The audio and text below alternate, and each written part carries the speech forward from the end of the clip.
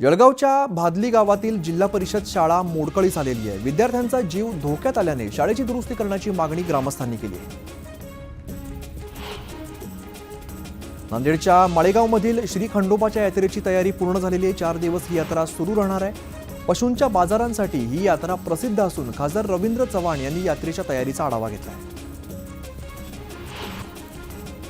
सलग सुट्ट्या आणि एकादशीमुळे पंढरपूरमध्ये भाविकांची मोठी गर्दी झालेली आहे। लाखो पर्यटक पंढरपुरात दाखल झाल्याने विठुरायाच्या दर्शनासाठी 2 किलोमीटरपर्यंतच्या रांगा बघायला मिळत आहेत।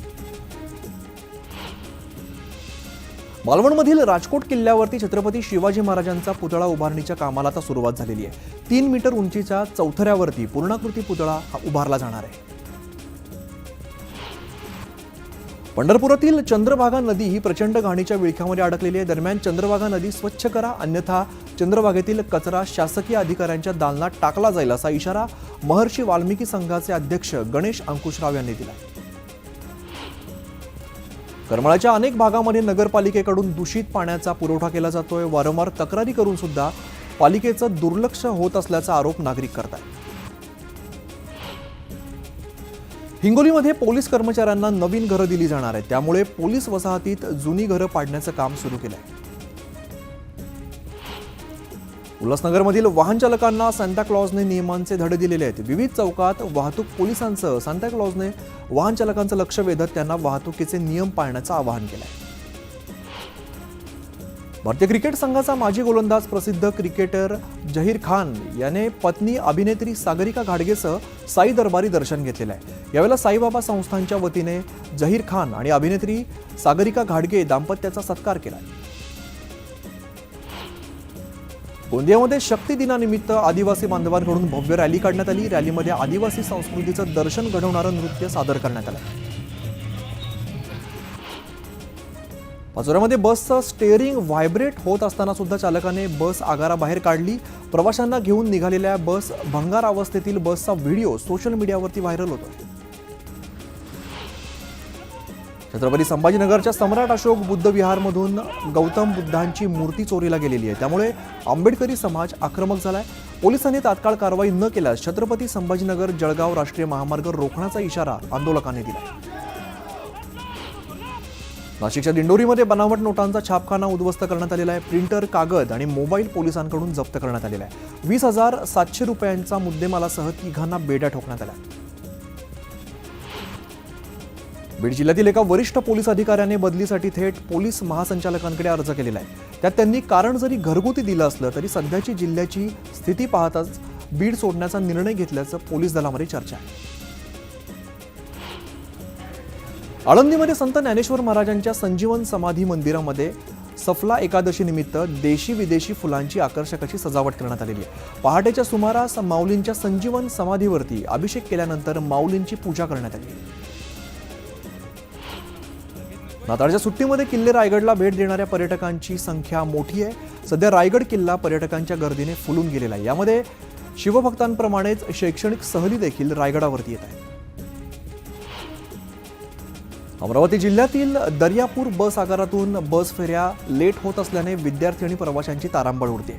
संतप्त झालेल्या विद्यार्थ्यांनी दर्यापूर बस स्थानक परिसरामध्ये ठिय्या आंदोलन केलं आहे। बंगालच्या उपसागरात वादळी वारं जमा होत असल्यामुळे जळगावात पावसाचा अंदाज वर्तवण्यात आलेला आहे। जळगावात 27 आणि 28 तारखेला मुसळधार पाऊस पडू शकतो, त्यामुळे शेतकऱ्यांसह नागरिकांनी काळजी घ्यावी असं आवाहन जिल्हाधिकाऱ्यांनी केलं आहे। 2 सख्या चिमुकल्या बहिणींच्या हत्येने पुणे शहरातील राजगुरुनगर हादरलंय। घरच्या वरच्या मजल्यावरती राहणाऱ्या आचार्याने अतिप्रसंग करत हत्या करत दोघींचे मृतदेह घरालगतच्या इमारतीजवळील ड्रममध्ये ठेवले। राजगुरुनगर अत्याचार प्रकरणी पीडित मुलींचे नातेवाईक आक्रमक झाले। आरोपीला फाशी देण्याच्या मागणीसाठी नातेवाईकांसह भटक्या विमुक्त जमातीच्या संघटनांनी रास्ता रोको केलं। जोवर आरोपीला फाशी देत नाही तोवर मुलींचे मृतदेह ताब्यात न घेण्याची भूमिका नातेवाईकांनी घेतली। नाशिक महापालिकेचे नवनियुक्त आयुक्त राहुल कर्डिले यांची नियुक्ती रद्द करण्यात आलेली आहे, तर कर्डिलेऐवजी NMRDAच्या आयुक्त मनीषा खत्री यांची नाशिक मनपाच्या आयुक्तपदी नव्याने नियुक्ती करण्यात आली आहे। कल्याण पूर्वमध्ये एका 13 वर्षीय अल्पवयीन मुलीवरती अत्याचार करून तिची निर्घृण हत्या करण्यात आली। या प्रकरणी आरोपी विशाल गवळीला 2 जानेवारीपर्यंत पोलीस कोठडी सुनावण्यात आली। कल्याण अत्याचार प्रकरणातील आरोपी विशाल गवळीला काल शेगावच्या सलूनमधून पोलिसांनी ताब्यात घेतलं. शेगावमध्ये आल्यानंतर आरोपी विशाल गवळी हा वेषांतर करण्याचा प्रयत्नात होता.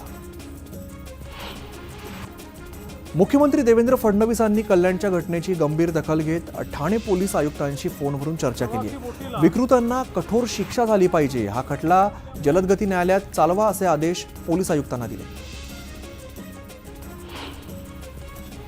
अंबरनाथचे शिवसेना आमदार डॉक्टर बालाजी किणीकर यांच्या हत्येचं प्लॅनिंग केलं जात असल्याची माहिती मिळताच गुन्हे शाखेने अंबरनाथ शहरात दोघांना ताब्यात घेतलेलं आहे. किणीकर यांच्या पोलीस बंदोबस्तात देखील वाढ करण्यात आली. लाडक्या बहिणींना लवकरच 2100 रुपये मिळणार आहेत अशी माहिती शिवसेना आमदार अर्जुन खोतकर यांनी दिलेली आहे. महानगरपालिकेच्या निवडणुकीत सुद्धा लाडकी बहीण योजना गेम चेंजर ठरणार असा दावा खोतकरांनी केला आहे. त्र्यंबकेश्वर मंदिरात व्हीआयपी दर्शन सेवा 5 जानेवारीपर्यंत बंद करण्यात आली आहे. ख्रिसमस सुट्ट्यांमुळे होणारी गर्दी लक्षात घेऊन भाविकांची गैरसोय टाळण्यासाठी मंदिर प्रशासनाने हा निर्णय घेतला आहे.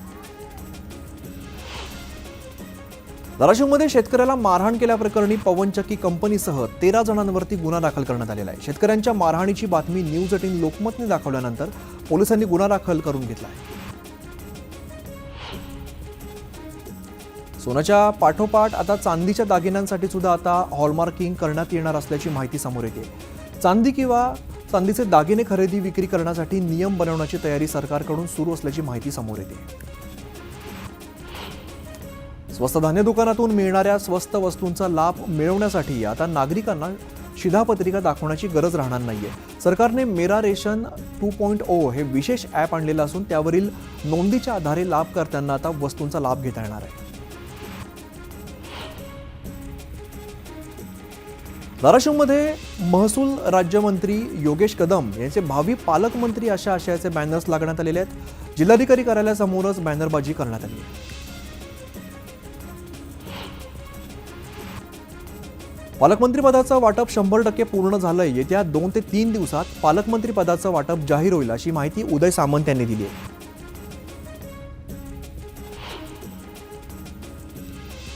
गोगवले हेच रायगडचे पालकमंत्री व्हावेत असं कार्यकर्ते आणि पदाधिकाऱ्यांना वाटतंय असं म्हणत गोगवलेंनी पालकमंत्री पदाची इच्छा व्यक्त केलेली आहे. भाजपसह महायुतीतील सर्व आमदारांची देखील ही इच्छा असल्याचं ते म्हणाले. पुण्याच्या चांदणी चौकामध्ये धावत्या चारचाकीने पेट घेतलेला आहे. अग्निशामक दलाने आगीवरती नियंत्रण मिळवलंय. सुदैवाने आगीमध्ये कोणतीही जीवितहानी झालेली नाही. मुंबई बंगळुरू हायवेवरती एक कार आगीत जळून खाक झालेली. आगीचं कारण अस्पष्ट असलं तरी सुद्धा सुदैवाने जीवितहानी झालेली नाहीये. रेल्वेच्या वापरातून काढून टाकलेलं रेल्वे बोगी रेस्टॉरंट तयार करण्यात आलेलं असून रेल्वे प्रवाशांसह सामान्य नागरिकांसाठी सुद्धा हे रेस्टॉरंट 24 तास खुलं राहणार आहे. या रेस्टॉरंटमध्ये 44 जणांची बसण्याची व्यवस्था आहे.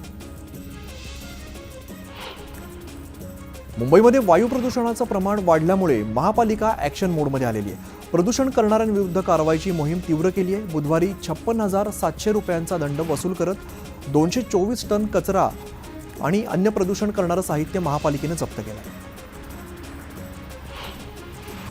मुंबईत गेल्या काही दिवसात हवेमध्ये प्रचंड प्रदूषण, धूर आणि धूळ असल्याने नागरिकांना श्वास घेण्याचा त्रास होतोय. यातच हवेत गारवा वाढल्यामुळे अनेक नागरिकांना सर्दी खोकल्याचा त्रास जाणवू लागलाय. त्यामुळे संसर्ग होऊन खोकून घसा लाल होतोय अशा तक्रारी आता वाढलेल्या दिसत आहेत. नागरिकांना प्रकृतीची विशेष काळजी घेण्याचं आवाहन डॉक्टरांकडून करण्यात येत आहे. नव्याने बांधलेल्या काँक्रीट रस्त्यांची कामं निकृष्ट झाल्याने महापालिका प्रशासनाने दोषींना आतापर्यंत 50 लाख रुपयांचा दंड ठोठावलेला आहे. हा दंड संबंधित कंत्राटदारांसह या रस्त्याच्या कामावर देखरेख करण्यासाठी नेमलेल्या क्वालिटी मॅनेजमेंट एजन्सींना सुद्धा करण्यात आलेला आहे. मुंबईतील 6 मेट्रो प्रकल्पांच्या कामासाठी निधीचा मार्ग मोकळा झालेला आहे. राज्य सरकारने 521 कोटी रुपयांचा निधी MMRDAला दिलेला असून त्यामध्ये सरकारच्या अर्थसंकल्पीय तरतुदीतील आणि एशियन डेव्हलपमेंट बँकेच्या कर्जाचा समावेश आहे. दादर येथील महापौर बंगल्याच्या परिसरात उभारण्यात येत असलेल्या बाळासाहेब ठाकरे राष्ट्रीय स्मारकाच्या पहिल्या टप्प्याचं काम पूर्ण झालेलं आहे. नव्या वर्षात त्याचं उद्घाटन करण्याचा मार्ग खुला झाला आहे. दरम्यान 23 जानेवारीला बाळासाहेब ठाकरे यांच्या जयंतीला या पहिल्या टप्प्याचं उद्घाटन होण्याची शक्यता आहे. पुणे शहरातील 29 रक्तपेढ्यांना शासनाने दणका दिलेला आहे. नियमभंग करणाऱ्या शहरातील 29 रक्तपेढ्यांचे परवाने शासनाकडून रद्द करण्यात आलेले आहेत. अन्न आणि औषध प्रशासन विभागाकडून शहरातील 81 संस्थांची तपासणी करण्यात आली होती. सरत्या वर्षाला निरोप देत नववर्षाचं स्वागत करताना अनेक जण दारू पार्ट्यांवरती भर देतात. अशा पार्ट्या करून घरचा रस्ता धरताना स्वतः वाहन चालवणं महागात पडू शकतं. तळीरामांमुळे होणारे अपघात टाळण्यासाठी वाहतूक पोलिसांकडून 1 आठवडा अगोदरच ही मोहीम हाती घेण्यात आली.